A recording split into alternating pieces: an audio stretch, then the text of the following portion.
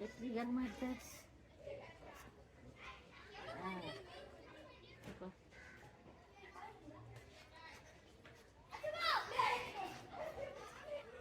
நல்லா வளர்ந்து நல்லா காய் காய்க்கணும். ஆமாம்,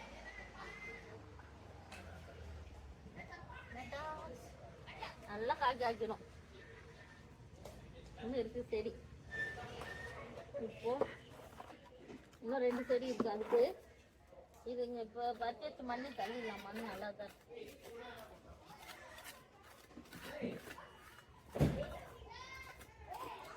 கல்லெல்லாம் விட்டுட்டு மண்ணு தள்ளிடும்.